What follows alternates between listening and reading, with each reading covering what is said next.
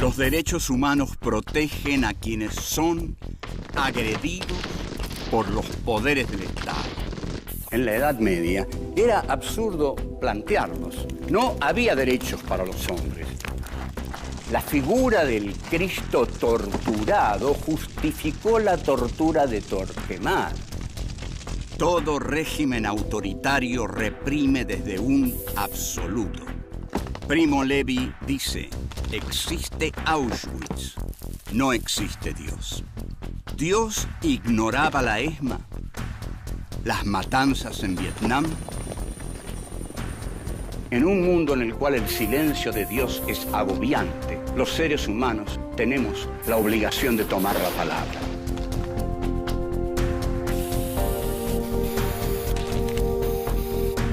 Filosofía aquí y ahora 5.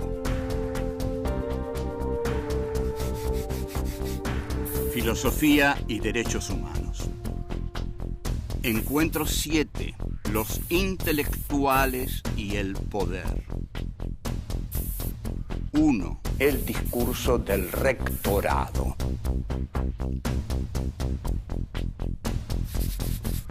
2. La voluntad de poder. Expandirse para vivir. 3. ¿Es posible la disidencia en un régimen de terror? 4. El hombre como ser padeciente. 1. El discurso del rectorado.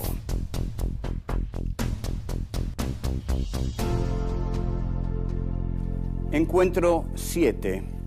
Los intelectuales y el poder. La relación de los intelectuales y el poder no siempre es fácil, y a veces es fácil y a veces es imposible. Depende del poder y depende del intelectual. Esto es un análisis que ha hecho Antonio Gramsci largamente, pero acá, bueno, vamos a intentar sumarlo a Gramsci y añadir otras cosas. Está el intelectual orgánico del partido, que forma parte del partido. Ahora, ese es un intelectual, ese es el intelectual al que se le dice, por ejemplo, bueno, hay que escribir esto para publicarlo en tal lugar mañana, hacelo vos. Pero si ese intelectual dice, yo quiero sacar una nota mía sobre tal tema mañana, y en el partido le dicen, no, mañana no puede ir porque no podemos, no nos conviene, dada la coyuntura que estamos atravesando. Y el intelectual dice, ah, no, pero yo quiero ser un intelectual libre, lo quiero sacar mañana, entonces andate del partido.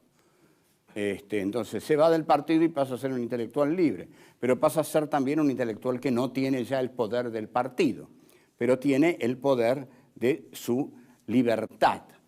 Entonces tenemos dos clases de intelectuales muy distintos ahí. Tenemos el intelectual que quiere arribar a lo alto, a la cumbre del partido, y más cuando el partido llega a la cumbre del poder, ese intelectual ambicioso, que quiere llegar a ser el príncipe del príncipe, el Maquiavelo que le aconseja al príncipe. Ahora bien, ahí está el pequeño intelectual, el intelectual medroso, esos quedan en el camino. Y está el intelectual burocrático, como Alfred Rosenberg, Alfred Bauemler en Alemania, que fueron intelectuales de, digamos, elaborar una doctrina como una especie de catecismo, ¿no? Un dogma. Esto también funcionó muy bien en la Unión Soviética, que se hizo del marxismo una especie de dogma que se aplicaba a todas las disciplinas. Ahora, si nosotros tomamos el caso más especial del siglo XX, que es el de Martin Heidegger, ante la figura de Adolf Hitler, Heidegger, en 1930, era simplemente un pequeño burgués temeroso de la ola roja que podía amenazar a Alemania. Cuando sube Hitler, Heidegger ya tiene muy buenas relaciones con las SA de Ernst Röhm.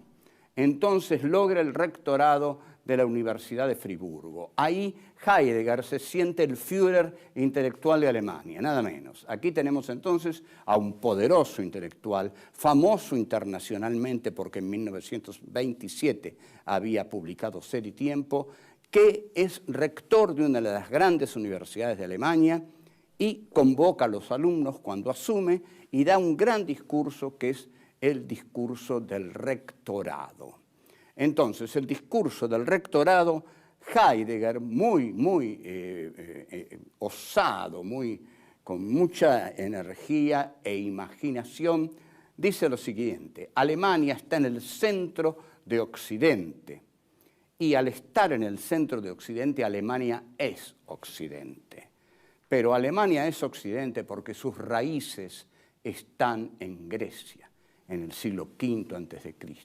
Pero ojo, dice Heidegger, esas raíces no están como raíces muertas. Ese no es el pasado. Nosotros no tenemos el pasado detrás.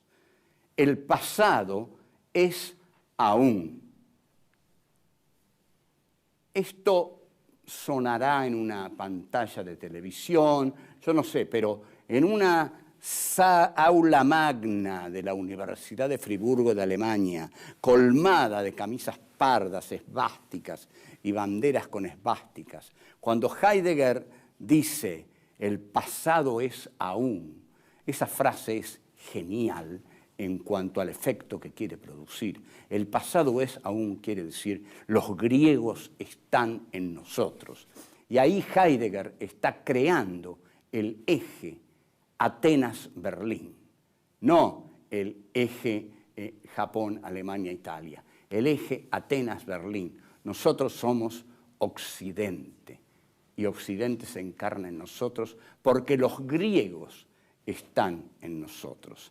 El pasado es aún porque nosotros encarnamos a los griegos. Y termina ese discurso en medio de ese panorama así de esvásticas refulgentes, diciendo una frase de Platón que él arregla de modo que la palabra Sturm, tormenta, que es la que usaban las SA y las SS, los grupos de asalto, Heidegger dice, todo lo grande está en medio de la tormenta.